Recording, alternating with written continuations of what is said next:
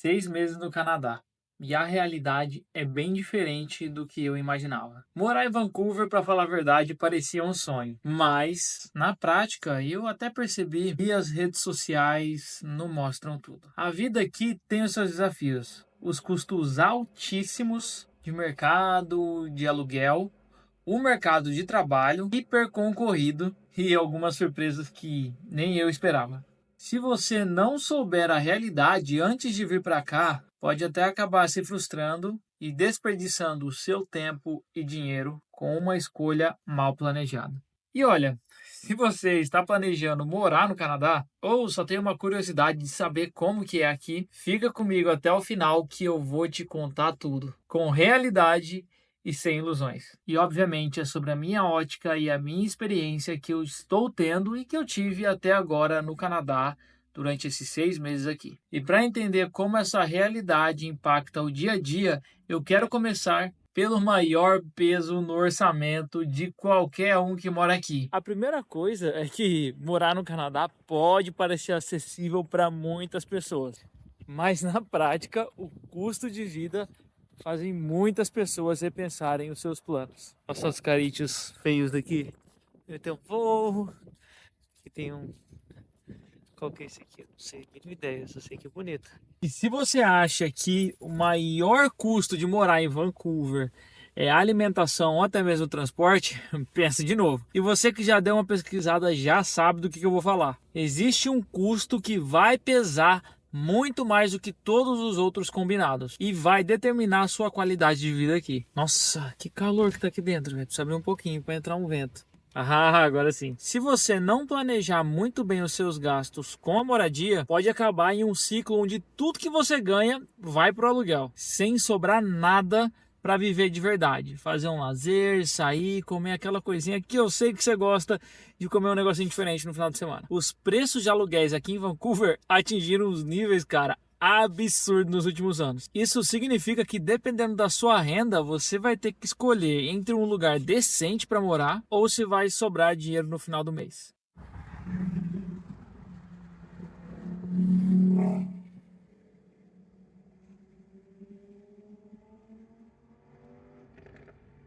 Tá, pega. Olha lá, olha lá, olha lá. Olha o monstro. Ó.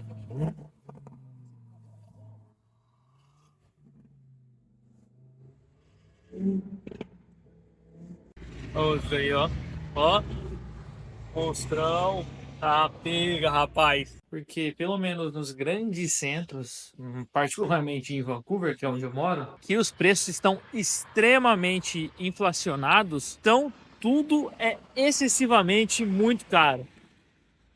Principalmente o aluguel. O aluguel para o apartamento de um quarto tá saindo em torno de 2.300, 2.500 dólares. Na média, tá? Isso já vai cobrir mais da metade dos gastos, assim, de boa parte das pessoas que vêm para cá. Tendo em vista que o salário mínimo para uma pessoa que trabalha 40 horas semanais, ou full time, que vai dar aí umas 8 horas por dia, acho que é isso, vai ser em torno aí de 3.000 dólares, sem tirar o imposto. E part-time, que é o meio período, que você vai poder trabalhar só 24 horas semanais, vai dar em torno de 1.300 a 1.500 por mês, sem tirar o imposto também.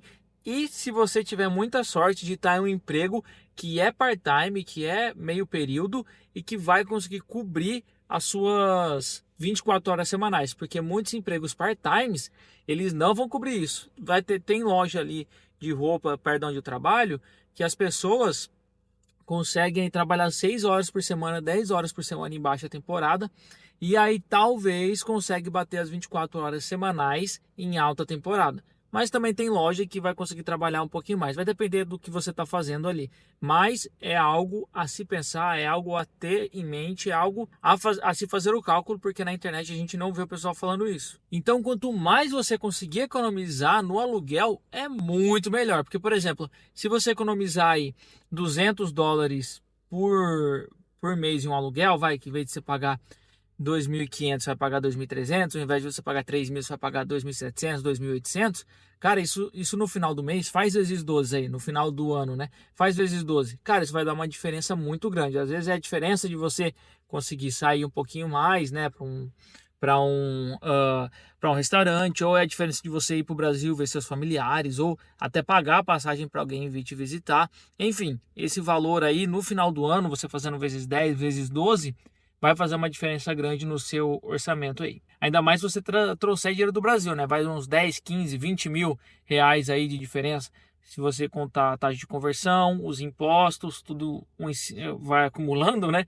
Então isso no final das contas faz uma bela diferença. Só que o problema não para por aí. Além do aluguel, tem outro fator que vai influenciar muito na sua experiência aqui no Canadá, que é a segurança. E aí eu faço a pergunta para você: será que Vancouver continua sendo uma cidade tão segura assim? Vem comigo que eu vou falar disso agora com você. Enquanto dá uma lavada no carro aqui, vou falando com vocês. A segurança, de longe, é uma das coisas mais importantes, até pelo fato das pessoas saírem do Brasil, né? Um dos fatores que mais influencia as pessoas saírem é a segurança. E ainda assim é um dos mais negligenciados quando as pessoas vão para os Estados Unidos ou até para o Canadá. Só por achar que qualquer lugar fora do Brasil já você está automaticamente seguro.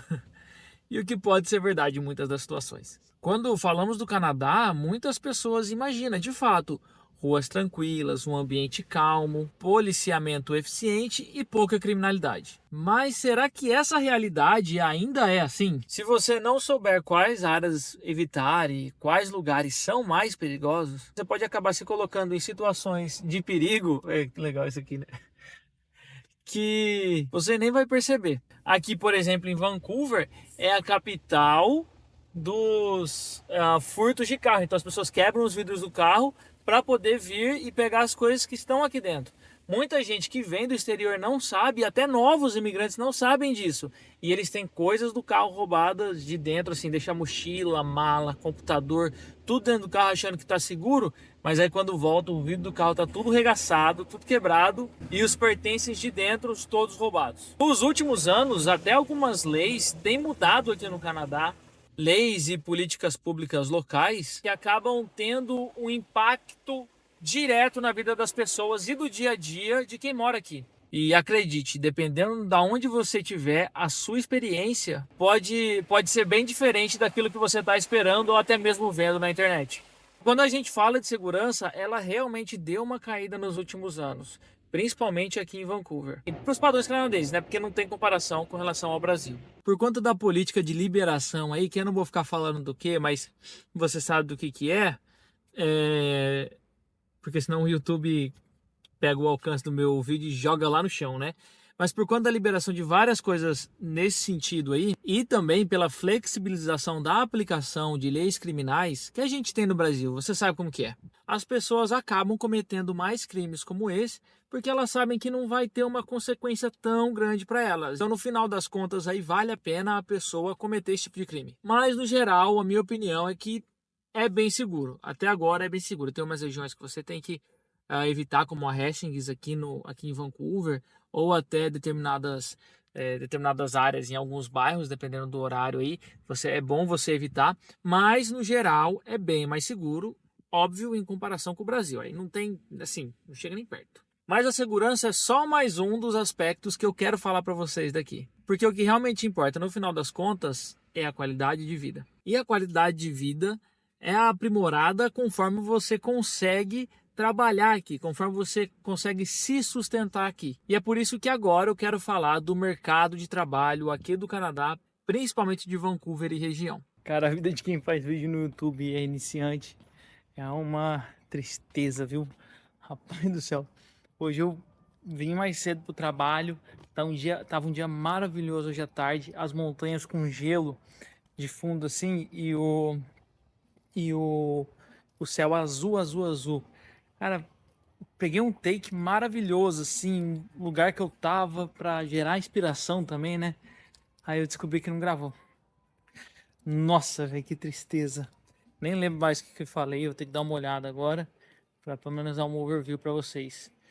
Mas por isso que vai ficar um pouquinho meio desconexo aí as imagens, né? Mas enfim, é isso, né? É a vida de quem tá começando agora.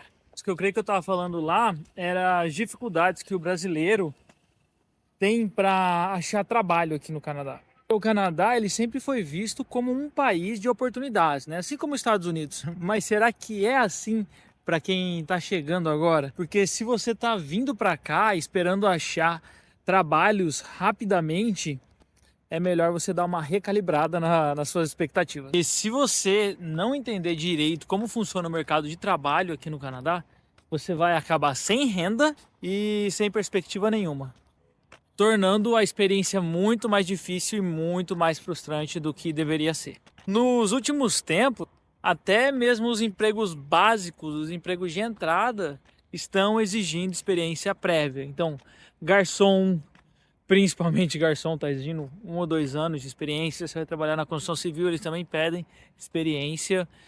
Vai trabalhar de babá, qualquer outra coisa eles vão pedir experiência. E por isso o mercado está mais competitivo do que nunca.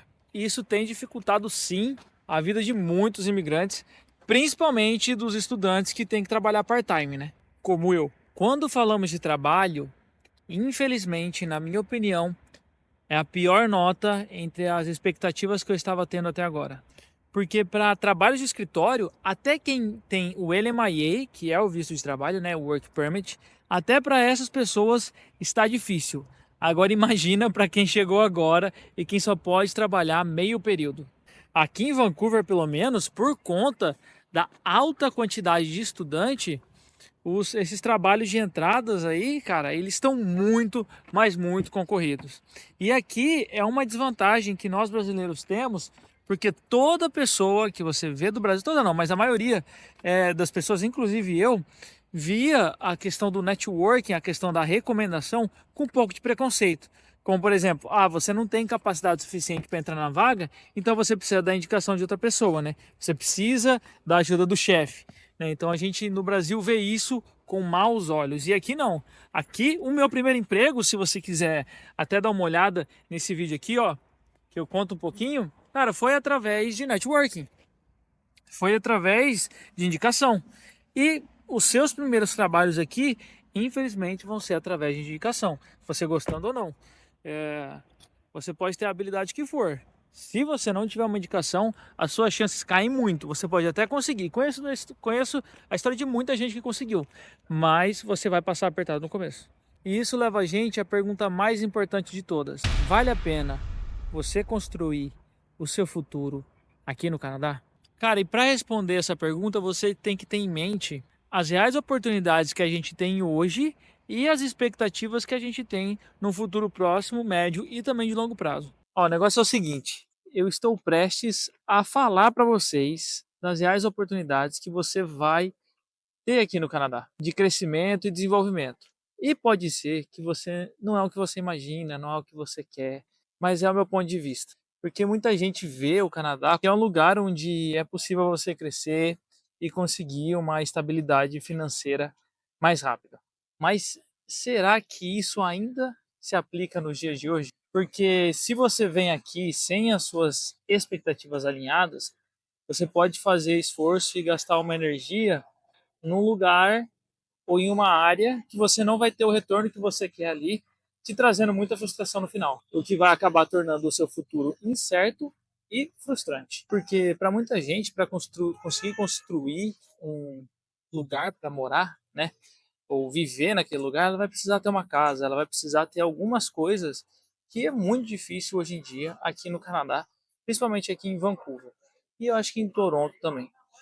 Talvez um pouquinho melhor em Calgary. E aí, com o preço dos imóveis nas alturas, os impostos continuam subindo e o mercado para os novos imigrantes está cada vez mais fechado. Diante desse cenário que eu estou passando para vocês, qual você acha que é o real potencial de crescimento de quem decide vir aqui? E a minha opinião sincera é: com relação ao potencial de crescimento, hoje é um pouco complicado se você quer morar em uma das grandes capitais ou das que são, tem a população média e até mesmo Calgary. Tá muito difícil de você ir para lá hoje em dia. Que a gente tem a falta de emprego para quem está começando, preço gigantesco para quem quer comprar uma casa, sem contar a alta de imposto, porque os grandes centros como British Columbia e Ontário, eles precisam de uma arrecadação muito grande, uma arrecadação tributária, né, para poder manter as políticas públicas. A vida e a perspectiva de um futuro não são muito animadoras no momento, mas eu ainda tenho esperança de mudança, né, com o próximo governo, independentemente de ser esquerda ou não. Só estou falando dos de esquerda, né, o direita. Só estou falando das políticas públicas mesmo e que afeta isso no nosso dia a dia. Então, eu estou esperando essa mudança, estou colocando grandes expectativas nessa mudança para que tenha menos impostos, mais livre mercado, para que as empresas possam investir, menos burocracia, elas possam contratar. E isso permite com que pessoas como eu e pessoas que estão chegando agora tenham um valor maior no mercado e elas podem ser contratadas e elas podem ser treinadas e evoluir dentro do mercado de trabalho aqui, porque as pessoas sabem que os brasileiros eles são bons trabalhadores, eles são pessoas boas. Muitas vezes o que impedem são leis e burocracias para que a gente seja contratado e também com relação à economia. Se a economia não está bem, eles não vão se esforçar para contratar gente de fora porque é muito caro. Esses dias eu recebi uma notícia que acho que esse mês ou esses últimos meses foram um dos piores meses de contratação, né, para imigrantes e para até os próprios canadenses. Então está difícil até para quem é canadense. Então, com menos burocracia também para construção civil e o aquecimento econômico, talvez as coisas melhorem a ponto da gente poder ver um futuro promissor daqui para frente. Ainda há esperança. Ainda há esperança, mas é preciso um excelente planejamento para que você consiga chegar aqui da maneira correta e também ter uma adaptação muito boa. E é por isso que eu estou lançando o meu curso. Não, brincadeira, gente. Eu tenho um vídeo aqui, também vai estar, acho que 2 ou 3 vídeos, mostrando muito bem aí como você vai conseguir fazer o seu planejamento para vir para o Canadá e até mesmo conseguir um LMAE se você tentar a médio e longo prazo e for um profissional bem colocado no mercado agora. E é por isso que eu queria encerrar com algumas reflexões sobre o que vale a pena você considerar antes de vir mudar para cá. Quer dizer, não vou fazer isso porque ia ficar um vídeo tão grande que vai ser esse vídeo aqui que eu já mostrei para vocês. Então vai lá dar uma assistida, você vai ver as considerações mais importantes que você precisa, seja na vida financeira, na parte emocional, na parte de educação, na parte de emprego, no que você precisa sacrificar e os passos que você precisa dar para realmente vir para cá de fato.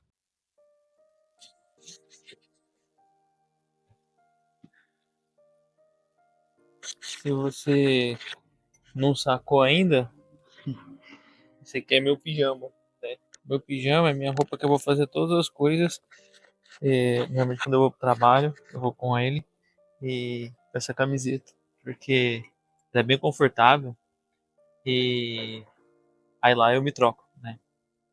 Mas eu trouxe você aqui porque essa aqui é minha varanda e para ter uma conversa mais franca mesmo, com relação à conclusão e reflexão desse vídeo.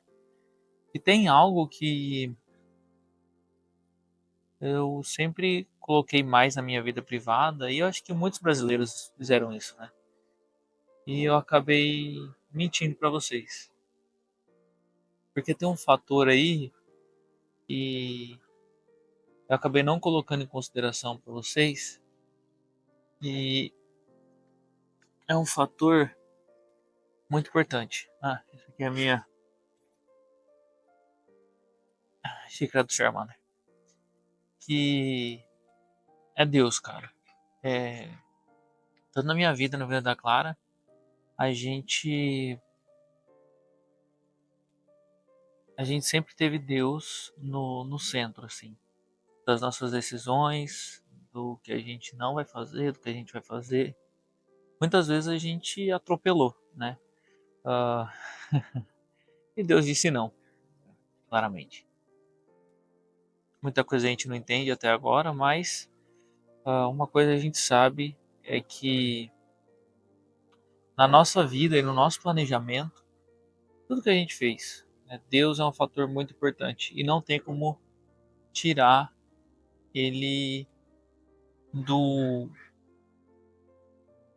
do vídeo, né, de tudo que eu fiz. E eu nunca mencionei isso porque eu sempre coloquei de cunho privado, assim, né?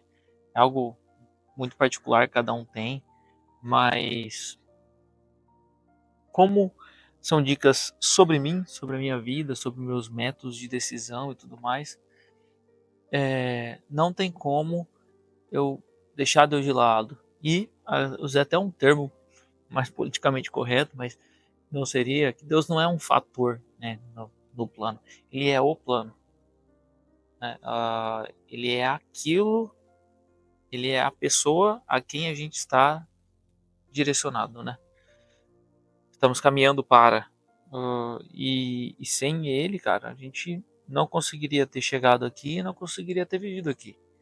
Esse apartamento com essa varanda, pergunta aí, pesquisa aí quem que tem um apartamento com uma varanda dessa no Canadá.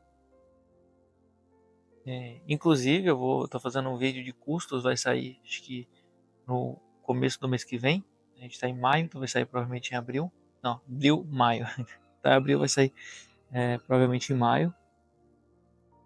E eu falo o custo que é esse apartamento, vai ter vídeo também mostrando, mas assim, cara, é impossível ter isso aqui no valor que a gente paga hoje. Inclusive, a gente pode ter um carro hoje, a gente pode sair hoje, a gente pode ter uma vida melhor hoje aqui por conta do nosso aluguel. Porque se a gente pagasse 3 mil de aluguel aí, 2.500, não ia ter como. A gente já tá muito apertado no final do mês. Mas enfim, é, Deus deu esse apartamento pra gente, Deus deu o visto pra gente, Deus deu o nosso emprego, Deus deu o nosso casamento, Deus deu a nossa negativa do visto também, quando a gente aplicou para ir para os Estados Unidos.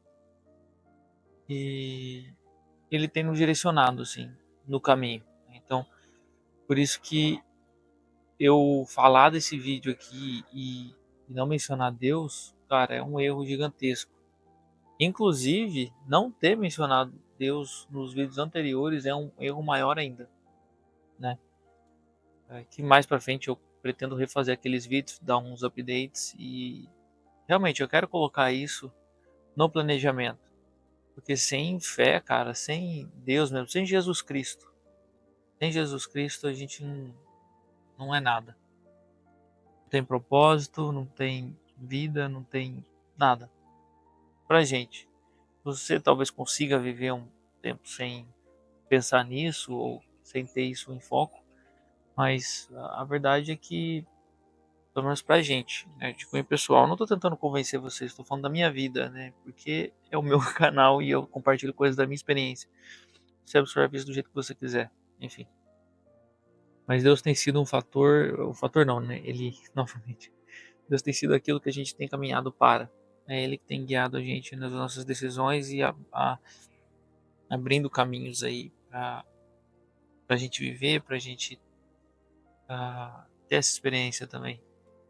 Então, para concluir o vídeo, as expectativas com relação ao Canadá elas eram bem alinhadas. A gente sabia que aqui não era o paraíso e a gente sabia que ia ter muita dificuldade.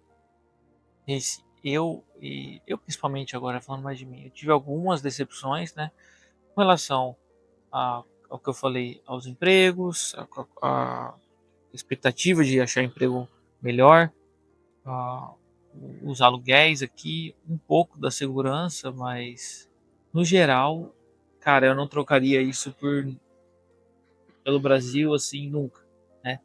O único fator que atrairia-nos para o Brasil seria a família, né? Mas, por exemplo, imagina que nossa família estivesse aqui. Aí não teria nem comparação, né? Aí não tem nem como pensar no Brasil.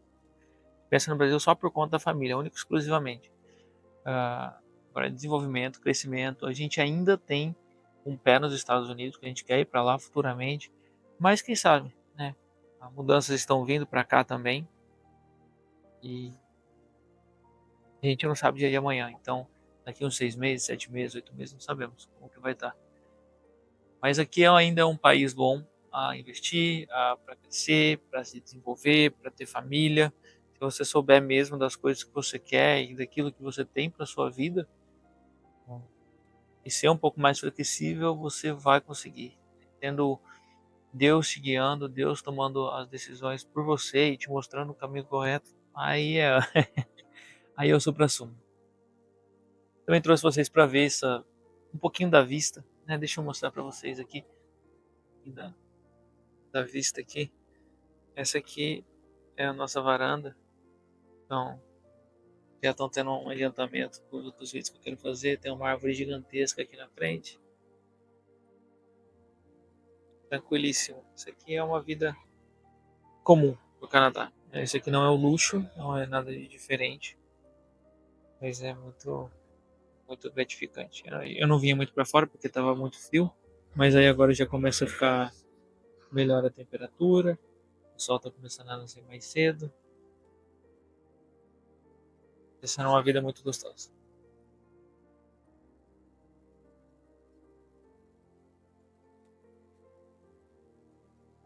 Bom, fiquem aí com essa reflexão final e eu te vejo aqui no Canadá. Até daqui a pouco.